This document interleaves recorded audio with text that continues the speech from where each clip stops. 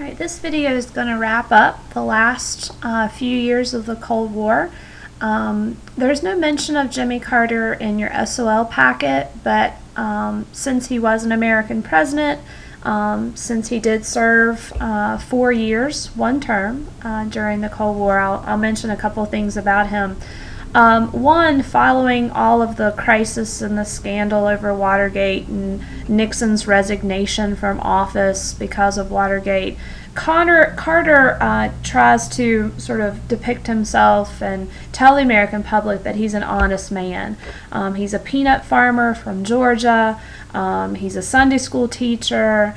And he promises the American public that I'll never lie to you. So there's great hope under Carter that maybe faith can be restored back into the American presidency. Carter is a pretty good diplomat. He negotiated the return of the Panama Canal back to Panama. This is being done here in 1977. Remember, we got the Panama Canal during the Teddy Roosevelt years as we helped Panama stage a revolution against Colombia, and then built the Panama Canal Zone as an important trade and military zone.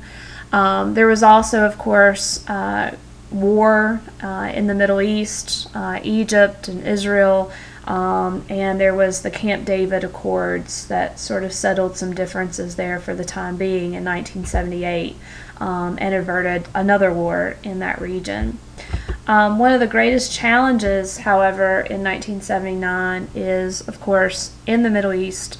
The Iranian hostage crisis comes in 1979, in the same year that the Soviets invaded Afghanistan. In Iran, American diplomats were taken hostage and then, of course, paraded before cameras and such in bandanas. And the question is how to get them out.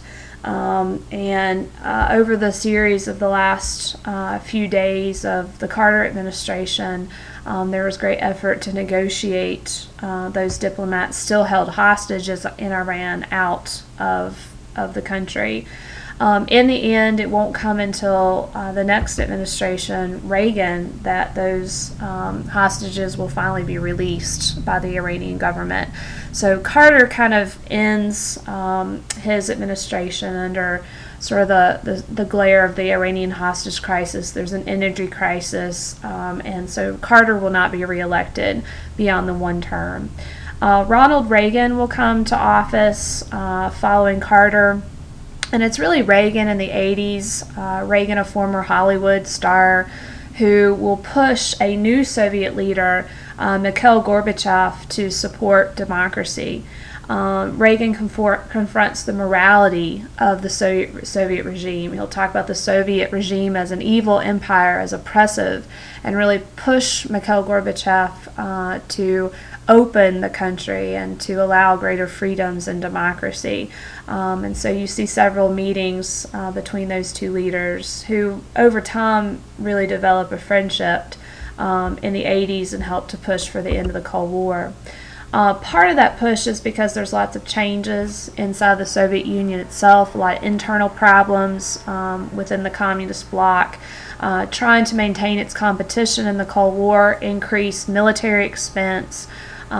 Inside the communist bloc, a lot of feelings of nationalism, a lot of people wanting to be free and not be oppressed by the Soviet Union anymore. There was a lot of reforms towards a more free, open market economy already taking place. And of course, a lot of this economic inefficiencies from the communist bloc nations was leading to a lot of economic pressure to change and to open up. So Gorbachev's plan to meet some of these already existing problems in the 80s was called Glasnost and Perestroika. Glasnost was a sort of sense of more openness in political debate and conversation, and Perestroika was more of an economic restructuring plan. to open up the Soviet Union. Less government control, rewards for more individual initiatives. So these sorts of plans of openness and economic restructuring is going to allow the Soviet Union to reform and to become more open than it had been in previous years, and provide an opportunity for the Cold War to come to an end as communism is failing under pressures under the old system. Reagan will travel to the Berlin Wall, much like Kennedy had done when it was first put up, and urge the wall to be taken down as a symbol of oppression that had existed since the 60s.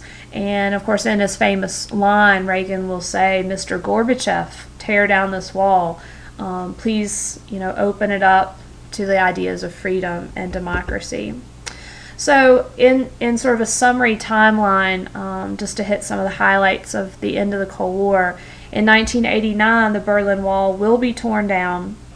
Of course, this mainly done by the people themselves. Once there's greater openness, it's a wave of enthusiasm to just open the whole thing up. So there will be people literally tearing it down themselves. And people who had not seen each other for years will be reunited after the wall comes down in Berlin. So that's a symbolic end to the oppression in the period of the Cold War. By 1990, there's free elections for the first time in the communist side of Berlin. And by the early 90s, there will be 14 Soviet republics that will declare its independence and declare freedom. And so the Soviet Union will essentially collapse by the early 90s. So this is a period when we look at administrations of the Bush years, but largely Reagan and his relationship with Gorbachev and the reforms that Gorbachev has instituted with Glasnost and Perestroika largely were responsible for leading to this chain of events that led to the fall of the Soviet Union and the end of the Cold War. So remember some of the leaders, some of the key events in the summary of the end of the Cold War. We will be looking at some contemporary issues in the next video to sort of summarize some things that you need to know about some more current trends in U.S. history.